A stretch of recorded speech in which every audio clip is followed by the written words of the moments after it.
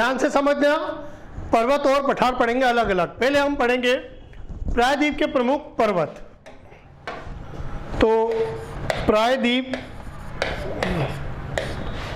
के प्रमुख पर्वत।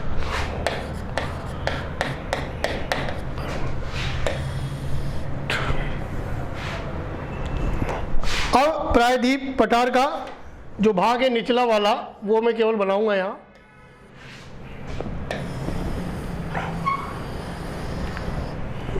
इस तरह से प्रायद्वीप पठार का भाग है निचला वाला, जो खास तौर से पढ़ना भी है हमें। अब देखिए, यहाँ हम इसकी एक लिस्ट बना सकते हैं। तो लिस्ट में हम देखते हैं क्या क्या देखेंगे। पहले तो हम देखेंगे कि पर्वत कौन सा है, और लिस्ट बनाने के लिए मैं अगले पेज पे भी ले सकता हूँ। पर्वत और उसका विस्तार कहाँ कहाँ है ये देख सकते हैं हम, और पर्वत का सर्वोच्च शिखर कहाँ कहाँ है वो देख सकते हैं हम। फिर अन्य बिंदु हम देख सकते हैं, उसका महत्वपूर्ण बिंदु जो भी होगा वो हम देख लेंगे। तो मैं पहले लाइन बना देता हूँ।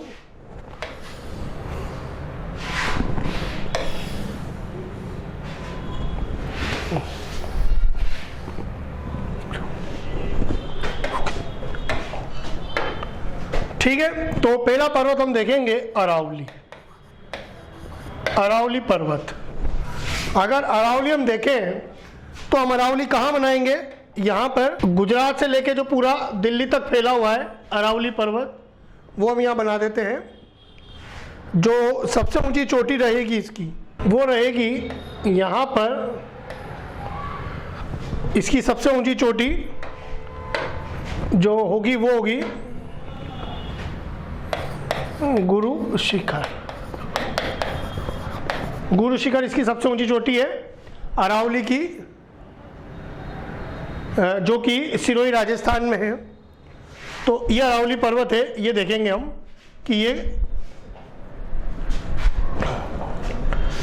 लिस्ट में हम लिख लेते हैं इसका डिटेल क्या है। अरावली पर्वत का जो विस्तार है वो है गुजरात में, फिर राजस्थान में सबसे ज़्यादा है, फिर हरियाणा में, और फिर जो है वो दिल्ली में। तो गुजरात से दिल्ली तक फैला हुआ है। जो सबसे ऊंची चोटी है वो है गुरु शिखर। गुरु शिखर की ऊंचाई है 1722 मीटर। कहीं कहीं 1727 दी हुई है, क्योंकि इस पर एक मंदिर है दत्तात्रेय ऋषि का। तो जो लोग वहाँ गए घूमने कभी, उनको पता है कि वहाँ एक ऋषि का मंदिर है। 5 मीटर उसकी है, तो कई बार 1727 भी आता है, पर मूल रूप से 1722 मीटर है राजस्थान में। माउंट आबू क्षेत्र जो सिरोही में आता है वहाँ पर है ये। अब इसकी विशेषता क्या है पर्वत की, कि यह विश्व के प्राचीनतम, यह विश्व के प्राचीनतम पर्वत में से एक है। विश्व के प्राचीनतम पर्वत में से एक है, ये इसकी खासियत है। फिर दूसरा हम देखते हैं, दूसरा कौन सा है? ये तो पहला था। दूसरा हम आते हैं विंध्याचल पर्वत। विंध्याचल पर्वत। अब विंध्याचल कहाँ है देखिए।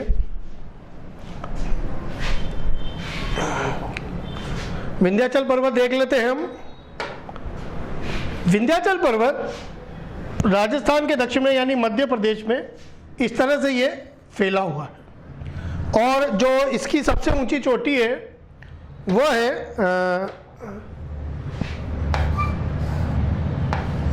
भानरेर। भानरेर इसकी सबसे ऊंची चोटी है, भानरेर। ये भानरेर मध्य प्रदेश में है। अब इसका विस्तार कहाँ कहाँ है? कुछ झारखंड में बहुत कम भाग है, छत्तीसगढ़, मध्य प्रदेश और गुजरात तक इसका विस्तार है। तो लिस्ट में आ जाओ वापस।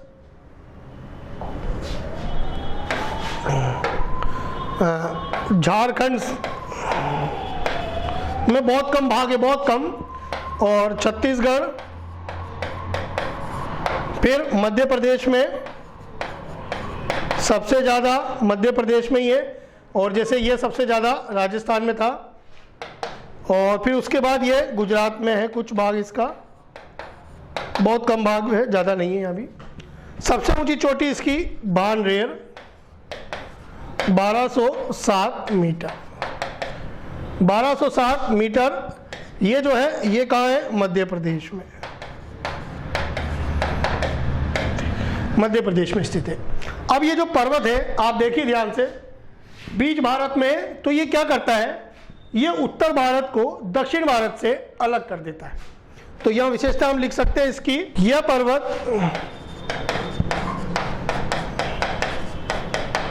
उत्तर भारत को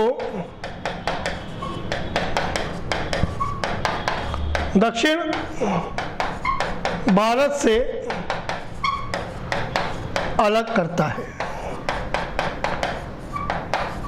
तो उत्तर भारत को दक्षिण भारत से अलग करने वाला पर्वत ही जो है वो कौन सा है? विंध्याचल पर्वत। तो इसको नोट कर लीजिए आप।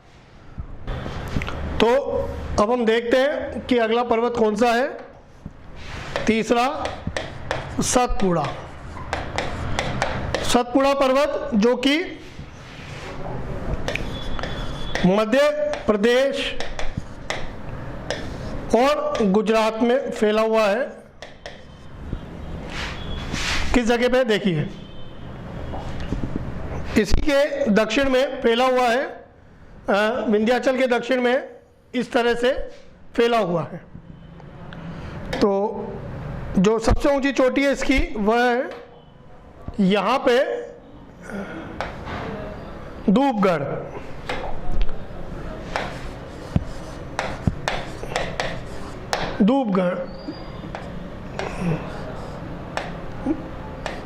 धूपगढ़ इसकी सबसे ऊंची चोटी है।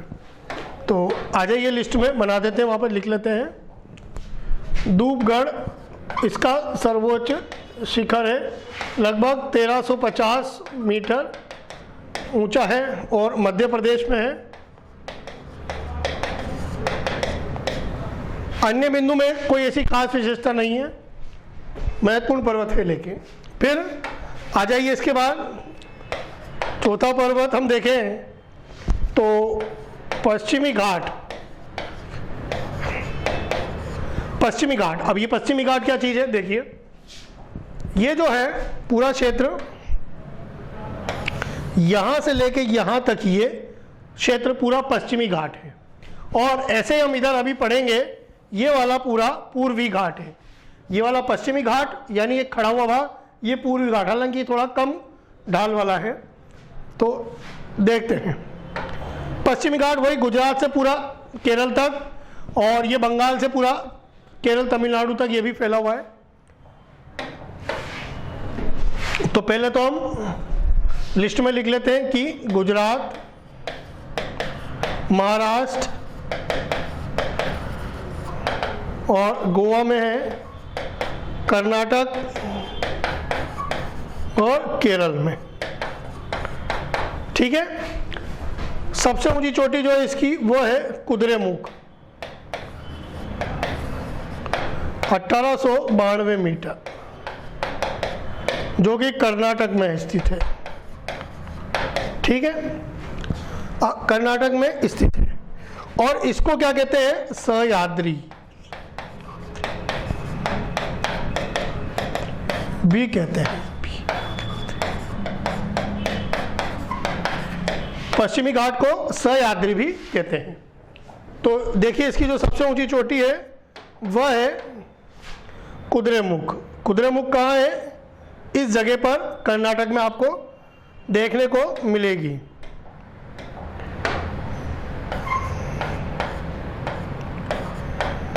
कुद्रेमुख, ये से कर्नाटक में पश्चिमी घाट की सबसे ऊंची चोटी है। और भी है, महाराष्ट्र में कालसुबई है, महाबलेश्वर है, और भी प्रमुख चोटियां इसकी कई सारी। तो ये है। फिर इसके बाद आता है पूर्वी घाट। पूर्वी घाट में जो है पूर्वी घाट की सबसे ऊंची चोटी जो है यहां मिलेगी हमें अरायकोंडा।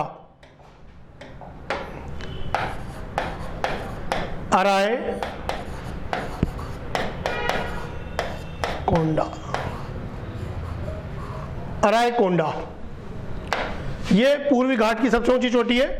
तो पूर्वी घाट की डिटेल हम लिख लेते हैं, इसको नोट कर लीजिए पहले आप। फिर आगे बढ़ते हैं और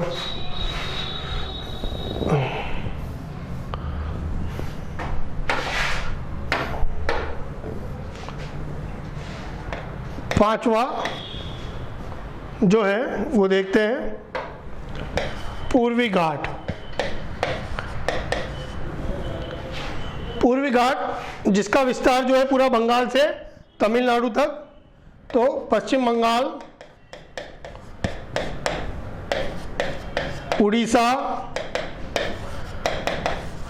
आंध्र प्रदेश और तमिलनाडु तक फैला हुआ है।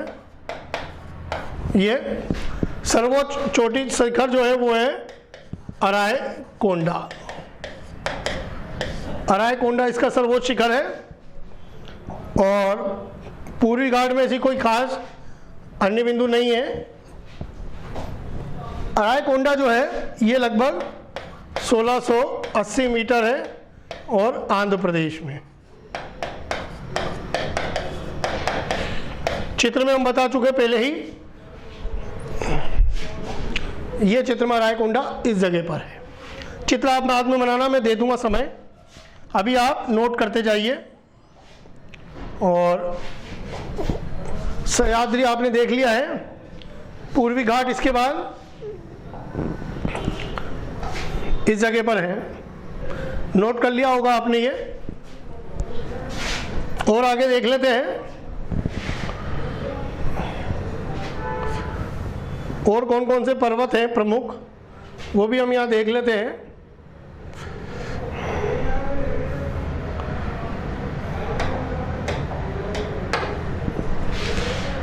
छठा नीलगिरी।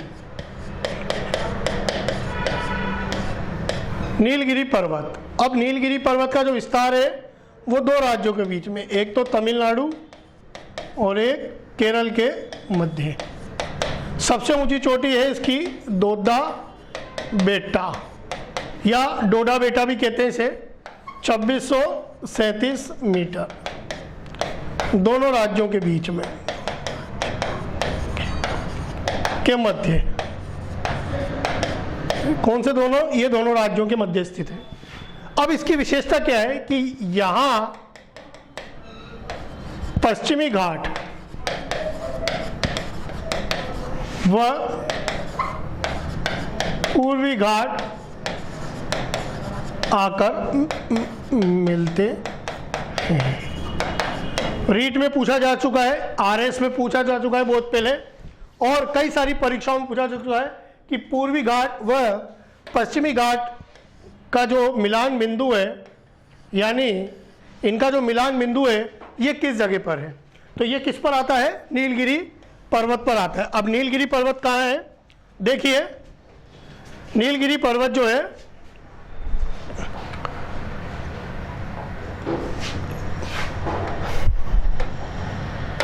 इस जगह पर नीलगिरी पर्वत है, इस जगह पर जो तमिलनाडु और केरल के बीच में आ रहा है।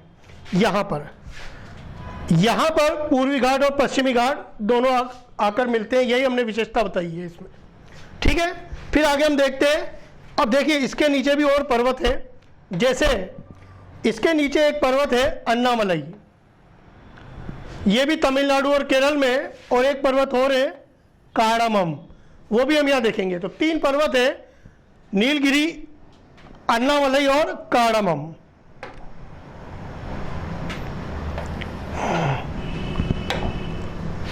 तीनों में लाइन से नाम लिख देता हूं पहले।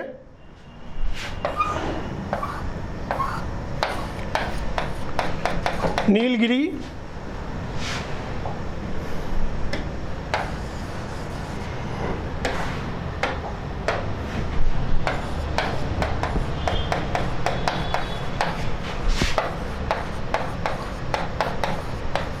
अन्नामलई व कार्डामम। चित्र बनाने का समय मैं बाद में दे दूंगा मैं आपको। पहले हम लिस्ट बना लेते हैं आगे।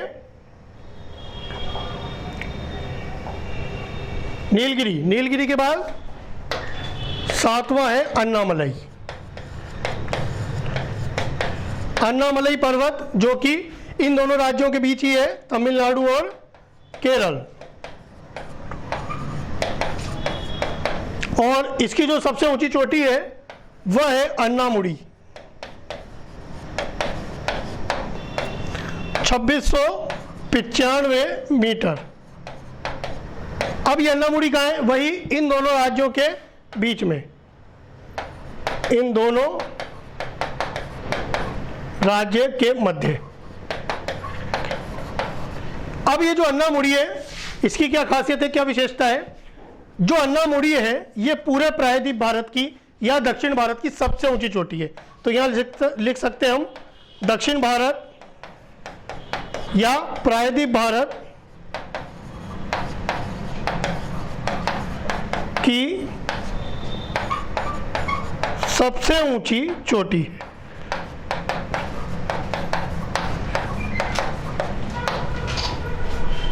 यह इसकी विशेषता है। आशा है आपको बात समझ में आ रही होगी। नोट कर लीजिए एक बार। एक पर्वत और रह गया है हम लोगों का, अब वो भी हम देख लेते हैं।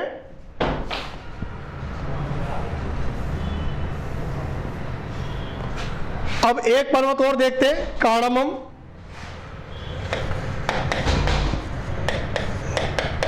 कार्डामम पर्वत वही तमिलनाडु और केरल के मध्य। सबसे ऊंची चोटी इसकी अगस्त्यामलई, 1866 मीटर, वही इन दोनों राज्यों के मध्य।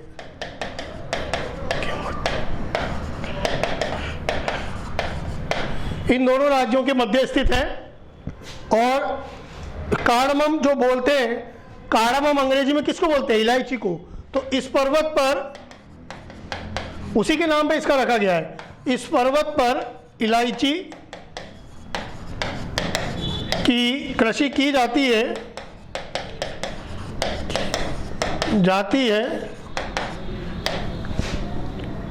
इसलिए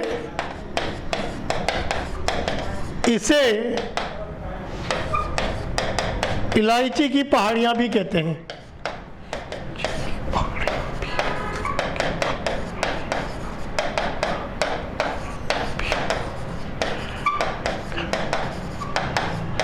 इसलिए इसे इलायची की पहाड़ियां भी कहते हैं। तो इसको नोट कर लीजिए आप, फिर चित्र बनाइएगा आप। चित्र पे आ जाते हैं हम। चित्र बनाइए आप, ये वाला बड़ा अच्छा खासा चित्र बनाइए, इसको साफ साफ नजर आ रहा होगा। ये पढ़े हमने अरावली, विंध्याचल, धूपगढ़, पश्चिमी घाट, पूर्वी घाट, नीलगिरी, अन्नामलई और कार्डामम पर्वत। ये प्रमुख पर्वत पढ़े हमने प्रायद्वीप के। यहां हम लिख सकते हैं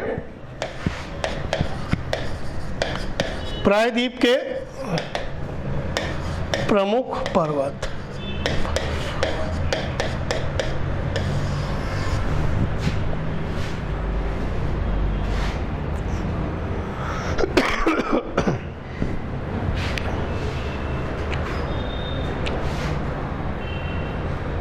तो ये प्रमुख पर्वत हो गए। अब हम कुछ और चीजें देखते हैं, जैसे जो पठार है प्रायद्वीप के वो भी देख लेते हैं। भारत के भी कुछ पठार उसमें आ जाएंगे शामिल, सभी पठार हो जाएंगे उसमें शामिल। तो यहां हम लिखते हैं प्रमुख पठार। प्रमुख पठार कौन कौन से वो भी देख लेते हैं हम।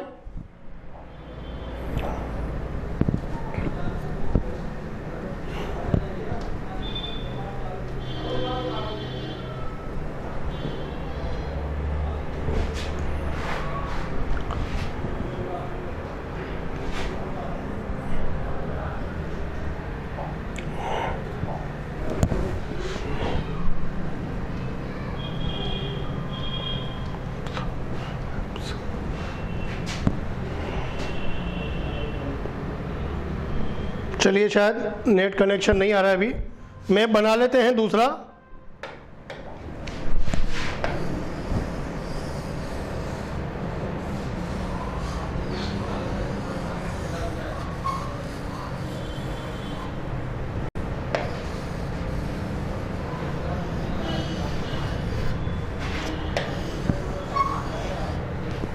जैसे ही भारत का मानचित्र है तो इसमें हम देखते हैं कौन कौन से पठार बन सकते हैं।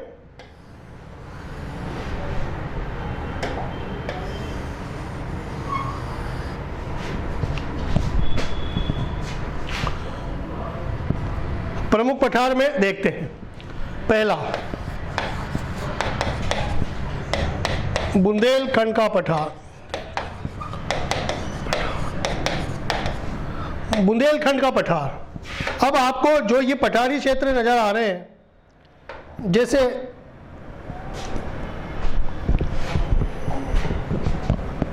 यहां पर ये वाला एरिया बुंदेलखंड का पठार, ठीक है, ये वाला एरिया जो है बुंदेलखंड का पठार हो गया, ठीक है। अब ये कहां कहां है, ये आपके उत्तर प्रदेश व मध्य प्रदेश के पश्चिमी भाग इसमें आते हैं। जैसे उत्तर प्रदेश का इटावा झांसी क्षेत्र, ललितपुर वाला क्षेत्र, मध्य प्रदेश का ग्वालियर वाला क्षेत्र इसमें आता है। तो ये हो गया आपके बुंदेलखंड, ठीक है। अब एक चीज और है कि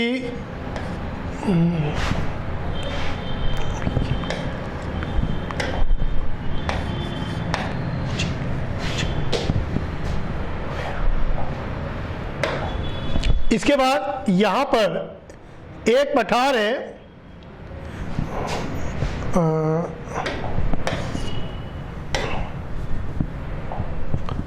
इस तरफ यहां पर ये वाला पठार जो है ये है बघेलखंड, बघेलखंड का पठार, यानी एक और लिख लेते हैं हम, बघेलखंड पठार। अब ये भी उत्तर प्रदेश और मध्य प्रदेश का भाग कवर करता है, तो उत्तर प्रदेश व मध्य प्रदेश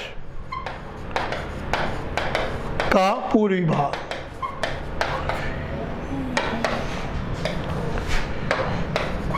पूर्वी भाग इसमें सम्मिलित किए जाते हैं। तो पहले आप ये दोनों नोट कर लीजिए। फिर इसके बाद अगला देखते हैं हम,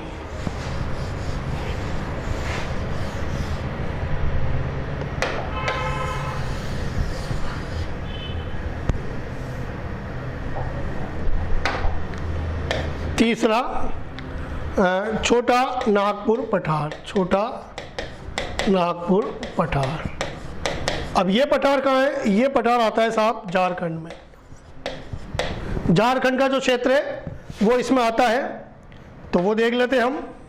यहाँ पर ये वाला क्षेत्र झारखंड का, ये आपके कहलाता है छोटा नागपुर पठार।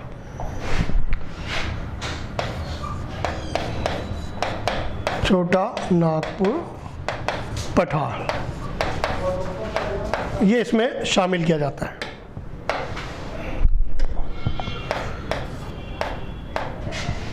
ठीक है, तो इसमें छोटा नागपुर पठार। अब इसकी क्या विशेषता है कि यहां से भारत में खनिज उत्पादन अधिक होता है, बहुत ज्यादा होता है। तो भारत में खनिज उत्पादन ही सबसे ज्यादा यहां होता है, तो इसको क्या कहते हैं, भारत का रूर प्रदेश, रूर प्रदेश कहते हैं। रूर प्रदेश कहाँ का प्रसिद्ध है, जर्मनी का।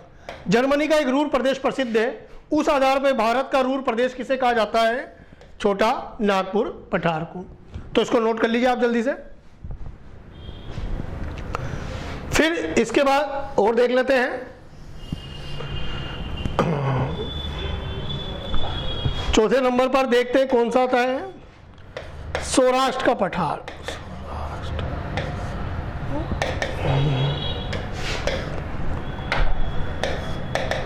सौराष्ट्र का पठार, ये कहाँ पर है? दक्षिणी गुजरात। दक्षिणी गुजरात का जो ये भाग है, ये वाला जो दिख रहा है आपको, ये वाला क्षेत्र जो है, ये वाला भाग, ये वाला पठार जो है, ये वाला, ये है आपके सौराष्ट्र का पठार।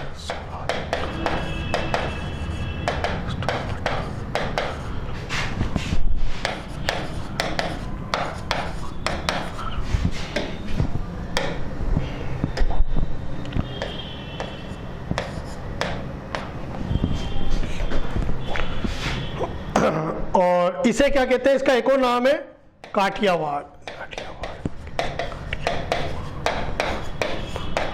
काठियावाड़ पठार भी इसे कहते हैं। ठीक है, फिर एक और देख लेते हैं, और कौन सा है? दक्कन का पठार। दक्कन का पठार, दक्कन का पठार काफ़ी विस्तृत फैला हुआ है। महाराष्ट्र में है और गुजरात में है, कर्नाटक में है, तेलंगाना में है इसका विस्तार, और आंध्र प्रदेश में भी है। काफ़ी बड़ा भाग है ये वाला जो पठारी भाग है। पूरा ये वाला क्षेत्र हम देखें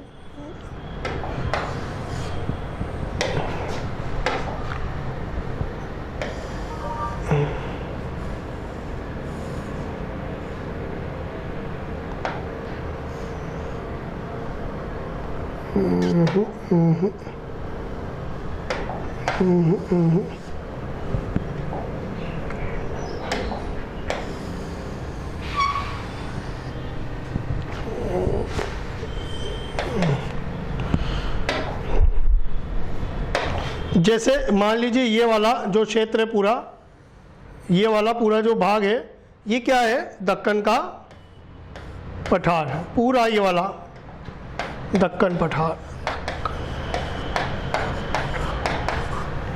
ये वाला। और बहुत बड़ा भाग है जो ज्वालामुखी से बना है, यही है। काफ़ी काली मिट्टी बहुत पाई जाती है और भारत का सबसे बड़ा पठार है,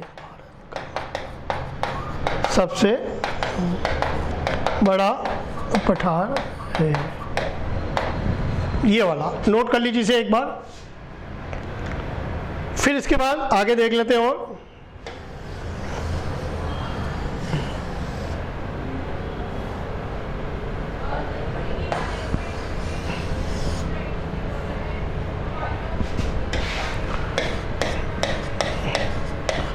दंडकारण्य पठार, ये जो है छत्तीसगढ़ और उड़ीसा में फैला हुआ है। ये वाला इस जगह पर फैला हुआ है। यहाँ पर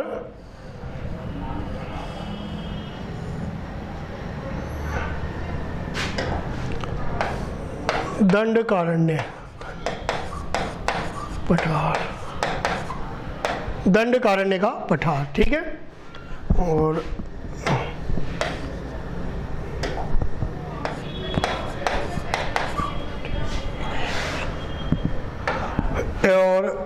एक और है इधर शिलोंग का पठार, जिसको शिलोंग पठार को कार्बी एलोंग भी कहते हैं। कार्बी एलोंग पठार भी कहा जाता है इसे। कहाँ पर है ये? मेघालय में। यहाँ पर इस जगह फैला हुआ है ये।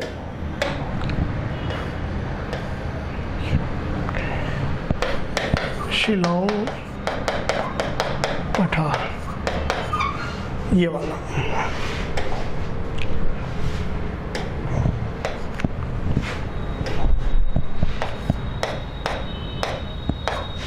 नोट कर सकते हैं आप इसको भी, और चित्र भी बना सकते हैं।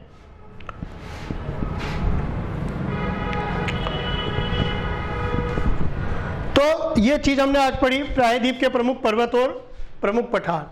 अब इससे आगे नया हम भौतिक प्रदेश पढ़ेंगे, तारका मरुस्थल और तटीय मैदान और द्वीप समूह, वो अगले वीडियो में हम पढ़ेंगे। तब तक के लिए धन्यवाद।